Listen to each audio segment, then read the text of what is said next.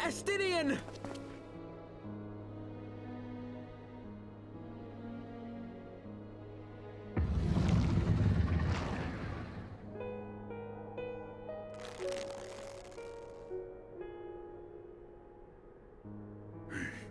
Is this to be mine end? Nay, I will not allow it. I am of the first brood. I am vengeance incarnate. I am Nidhogg! Thou shalt die by my hand!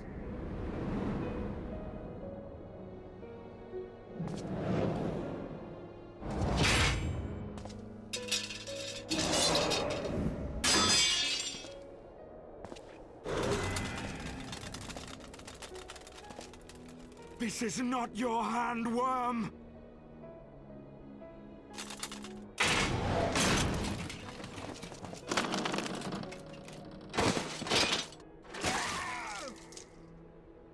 Thou wilt obey!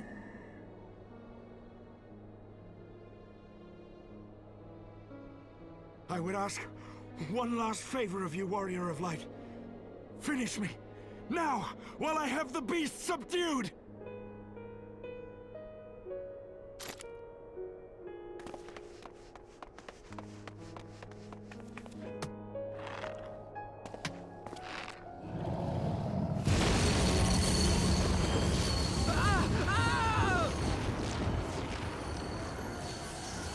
You waste your time. Kill me! It is the only way! Ending Nidhogg will be my final duty! No!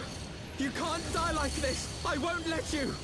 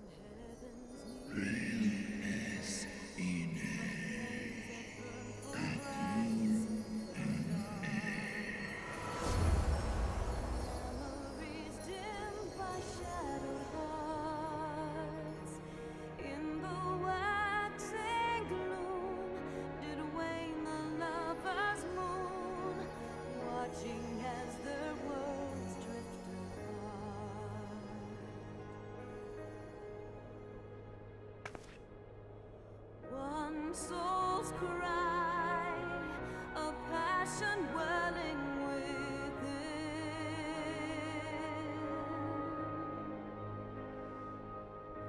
Sacrifice, a finally to her king. The eyes! Cast them into the abyss! Yet this bond of hope, my treachery was broke, scattering her words to the wind.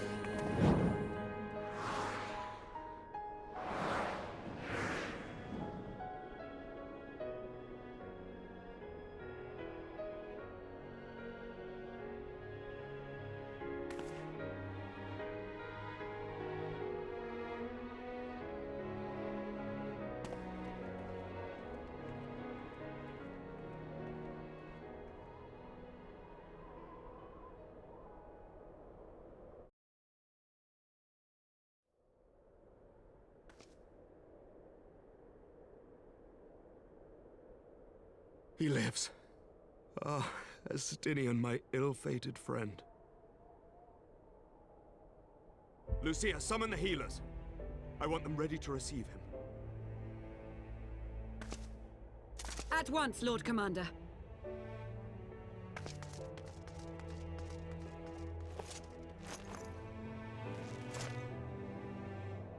Allow me to do this much, at least.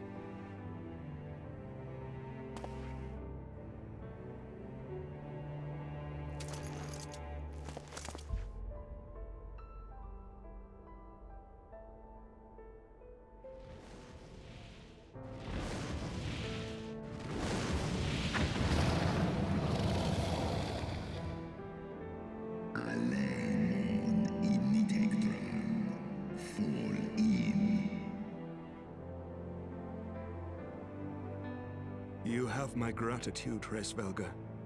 Your deeds this day have saved a great many lives.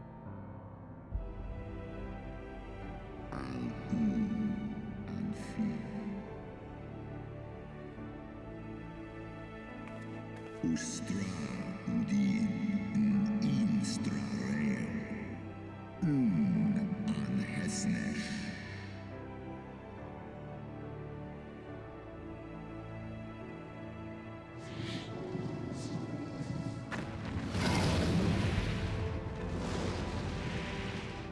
One in nesk ikman. Keifta.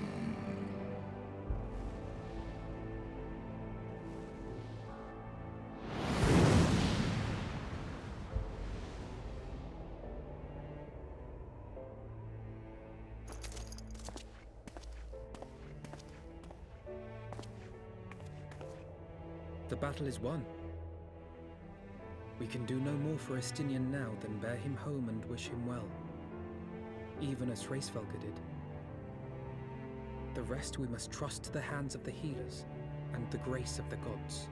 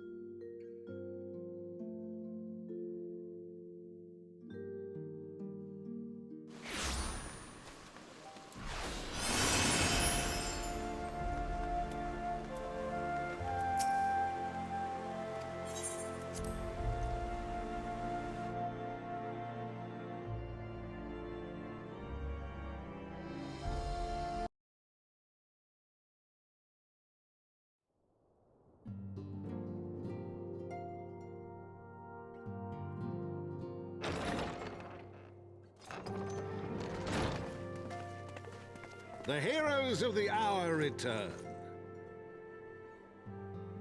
We but did our duty, my lord. It was the memories of fallen friends and not our heroism which saw us through at the last.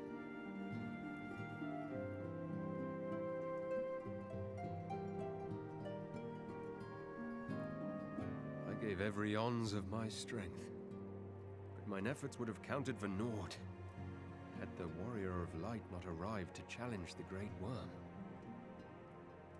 As a sworn knight of Ishgard, I had hoped to do more for my city. Well, we cannot all be heroes, dear brother. Let us put away our pride for a moment and revel in the valiant deeds of our comrade. For your sterling service to Ishgard, we salute you.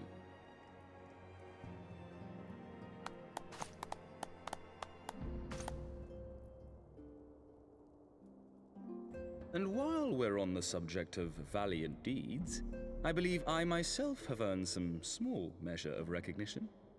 Under my watchful command, the ballistas of the Outer Ward struck down a veritable swarm of Dravanian invaders. My lord's command was certainly watchful.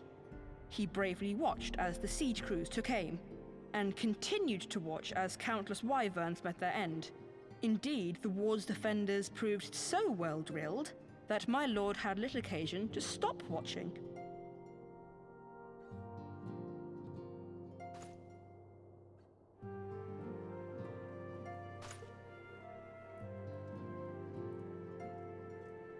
There will be time enough to determine who is most deserving of recognition later. Our friends are doubtless weary from their exertions. I had chambers prepared in expectation of your return. You are welcome to retire at your leisure.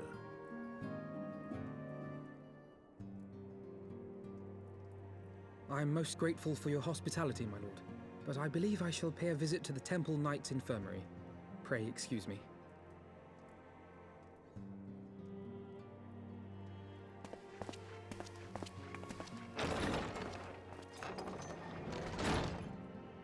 Our master Alphinaud has grown. The plight of his stricken brother-in-arms pains him more than his own hurts. In which respect he has come to resemble you, Warrior of Light. Go then, visit the Azure Dragoon, and grant him what comfort you may.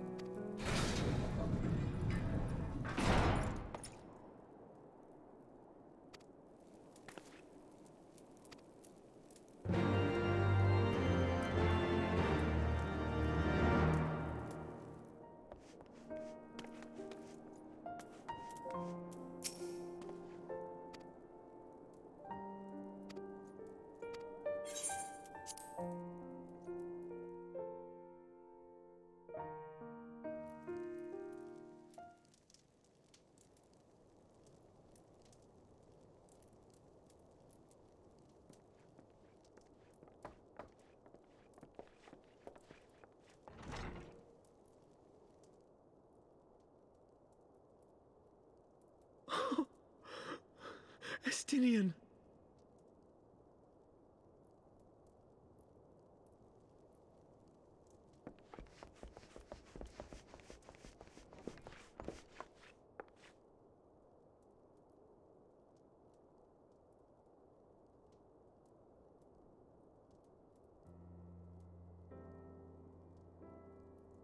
Cease your mewling, boy. It grates my ears.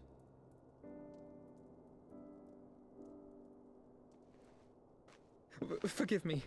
When I saw you awaken, I could not... It was such a relief. We feared you might never wake up. Now, Estinian. If Master Alphino thought any less of you, you would still be Nidhogg's plaything. Or dead.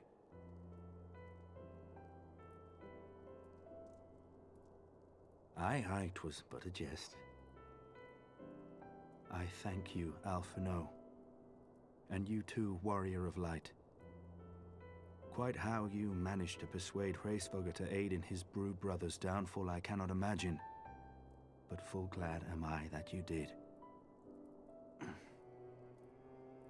Yet again, you have achieved the impossible.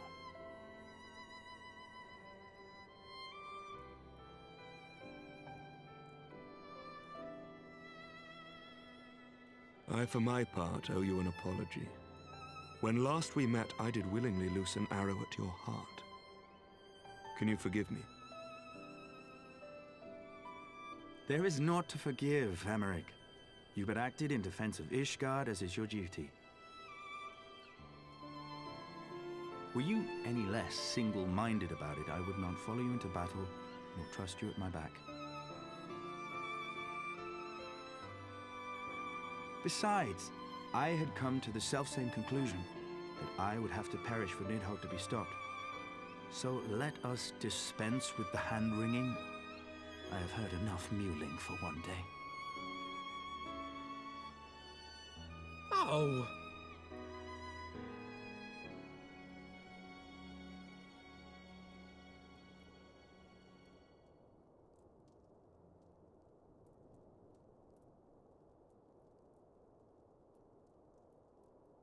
The tendrils of Nidhogg's foul presence bound up every fiber of my being, usurping my senses, but I yet retained some trace of awareness.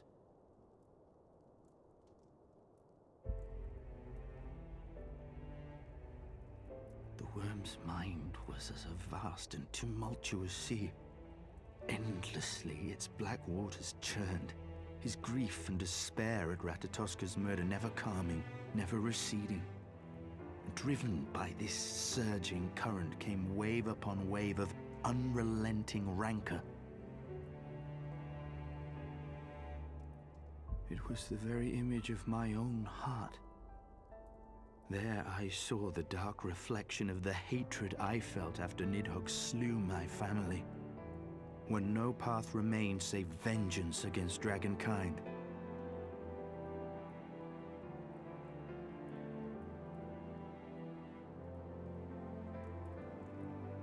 Neither one of us had a choice.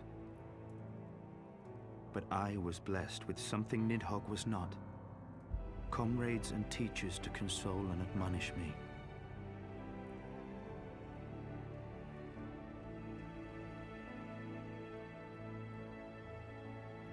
Had I not had them to gainsay my obsession, it would surely have consumed me as Nidhogg's did him, and we would have been in all respects alike.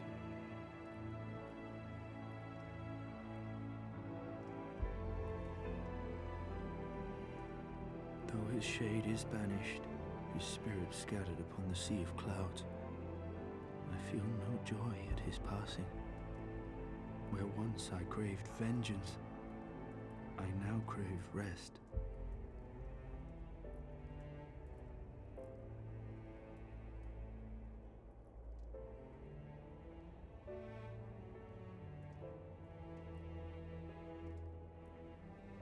Lord Commander, my hunt is at an end. I would lay down the mantle of Azure Dragoon. My friend.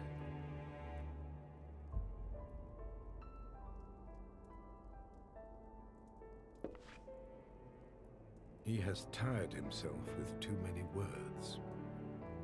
I doubt not that he will make a full recovery, but he must be allowed some few days of quiet.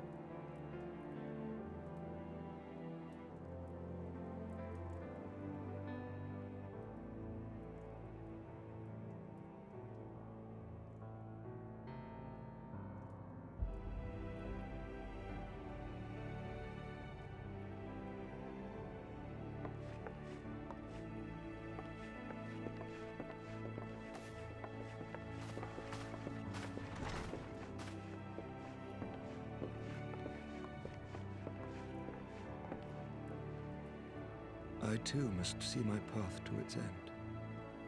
Sleep well, my friend.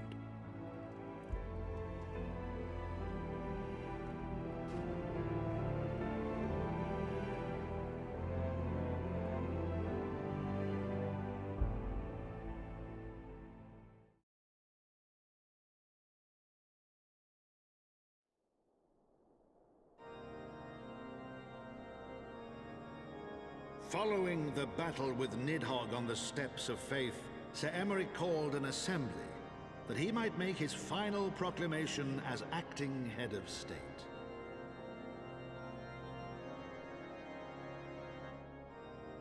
'Twas there, with one decree, that the 1,000-year rule of the archbishops was ended, paving the way for a new republic. The governance of Ishgard would now be placed in the hands of high and lowborn alike, their ranks represented by the newly founded House of Lords and House of Commons. Church was separated from state.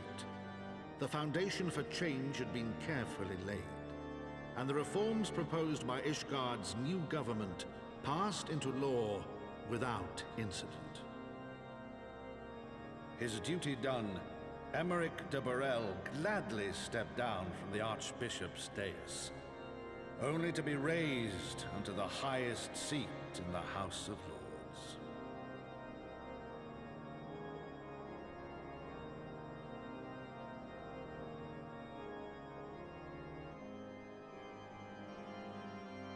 Though he strove at first to refuse this honor, the unexpectedly strident voice of the Count de Durandare left him little choice but to accept.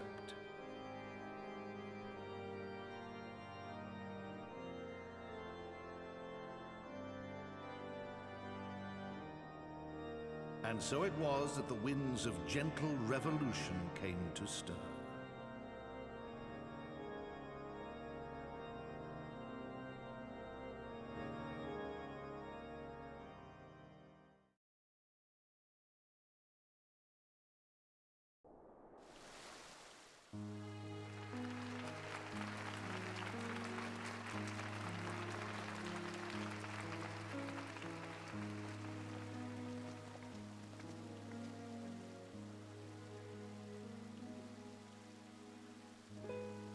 Prominent among the many honored guests at Sir Emeric's investiture were the ambassadors of Dragonkind, a fitting symbol of Ishgard's newfound peace.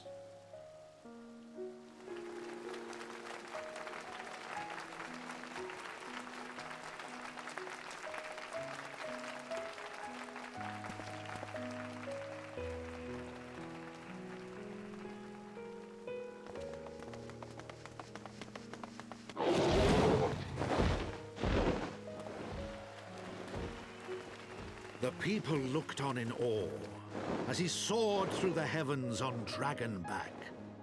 And by their cheers did they hail him an Azure Dragoon for a new age.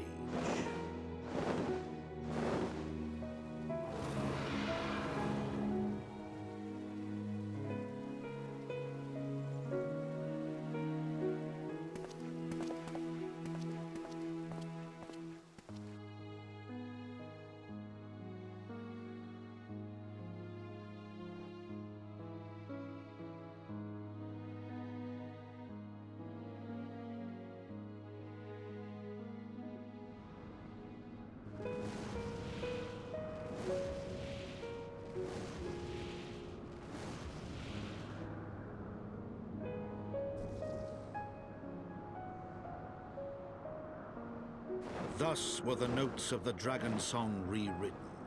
The din of war giving way to a rising litany of peace and hope.